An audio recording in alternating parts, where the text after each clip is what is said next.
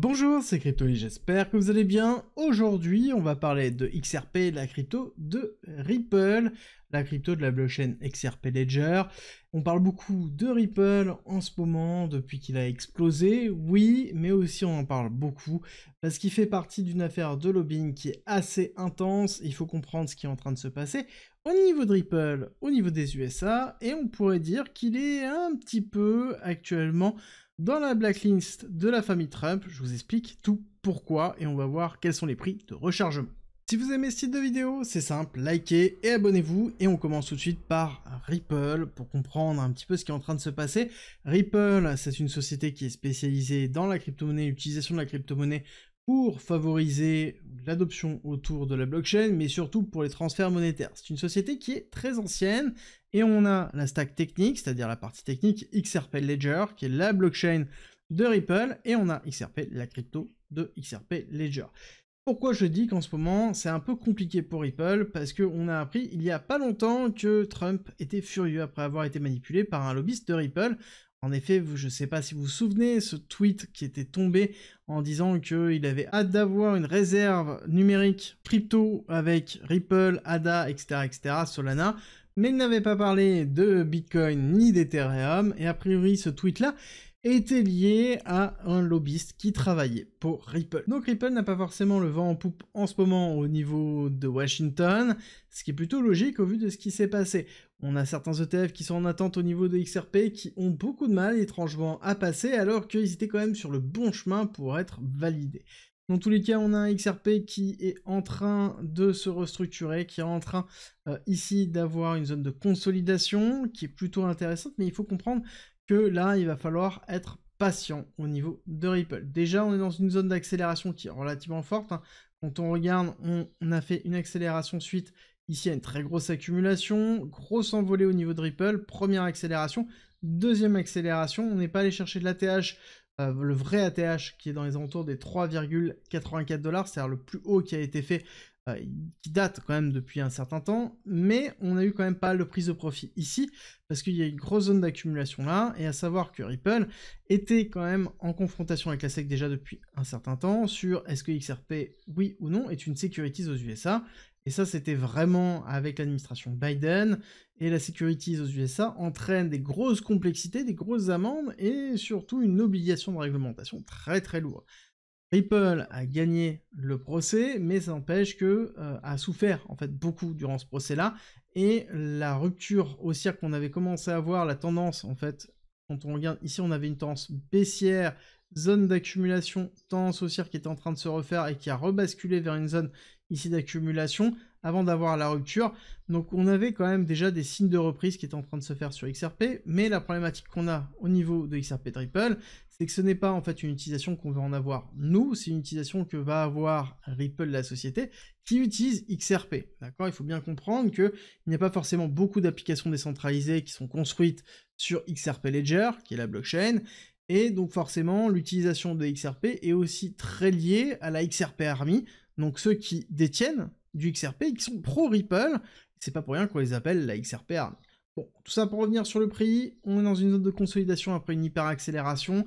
On a eu ici un premier retracement qui s'est effectué très rapidement, deuxième consolidation, et ensuite troisième retracement.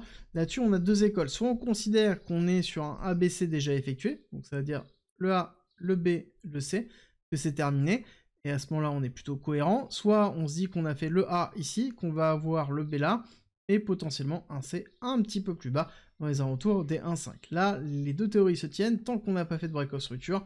Pour moi, le break-off structure, il est en train de se faire, il n'est pas encore validé, il va falloir casser un niveau clé, ça va être ici les 2,44$. Il faut arriver à clôturer en weekly, c'est-à-dire en semaine, au-dessus de ces deux bougies-là, et cette clôture entraînera, ici pour moi, vraiment un signe très fort et puissant de break-off structure. On voit bien qu'on a été ravalé très très violemment, donc ça veut dire que c'est une zone qui est très compliquée à passer, ce qui est plutôt logique. En attendant, on voit qu'on a une bougie qui est en train de se restructurer, qui est plutôt positive sur cette semaine, à voir si on est capable de recréer un momentum, à savoir que le RSI est encore un peu dans les choux et n'a pas encore fait une reprise vraiment forte, et qu'on a vraiment un volume qui est en train de s'écraser au niveau de Ripple. Donc malheureusement, on n'a pas forcément de nouvelles très très positives en termes de volume et en termes de momentum. Donc ça sous-entendrait qu'on irait peut-être échouer ici pour regagner un petit peu de force dans les alentours des 2$, 2,2$, avant de pouvoir refaire une accélération, ce qui serait tout à fait cohérent au niveau de Ripple. On voit qu'on est de toute façon un petit peu en sous-performance par rapport au reste des altcoins, parce que justement on a déjà eu une grosse performance et une grosse partie de personnes qui ont acheté durant cette accélération-là. Donc au niveau du volume, c'est très simple. Pour ça, il suffit de prendre le volume profile qui se trouve ici. On prend la partie basse, on prend la partie haute, et on va voir que la majorité du volume se trouve là où le prix est, d'accord? Donc ça veut dire qu'il y a bien eu une grosse période d'achat sur la partie basse, ok, mais aussi sur la partie haute, et beaucoup de personnes sont rentrées il y a peu sur cette zone-là, donc ça va être une zone qui va être très défendue, où il peut y avoir de la capitulation si on commence à chuter en dessous des 2,2$, en dessous des 2$, donc il va falloir surveiller vraiment ce niveau de support très important, qui correspond d'ailleurs en plus au 0,5 de Fibonacci et 380 de Fibonacci de l'accélération haussière qu'on a, donc qui est une zone de rechargement, de continuité de tendance, tant que les 0,5 sont tenus, tant qu'il n'y a pas de clôture en dessous, en weekly, des 0,5 à 1,88$, niveau très important. Alors qu'est-ce qu'on peut viser en termes de target au niveau de XRP? Déjà, plusieurs choses. Target court terme, je pense qu'on peut aller chercher les 3,4$, et 3,8$, donc là ça veut dire un nouvel ATH, et je pense qu'après on aura une zone de consolidation, et ensuite on pourrait se projeter sur des extensions de Fibonacci, on aurait les 5,19$ au niveau de XRP en prenant en considération en effet ici la validation des ETF, une altcoin season, et que ça y est, Trump a oublié ce qui s'est passé avec Ripple, donc chose qui peut prendre encore une fois un petit peu de temps.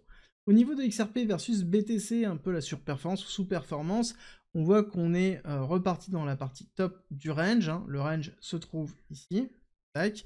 On a la partie basse, on a la partie top, et donc on a un rejet, donc ça veut dire qu'on va certainement entrer dans une phase de sous-performance pour aller retester en fait pour moi ce palier-là, et on verra si on a un retour aussi à ce moment-là.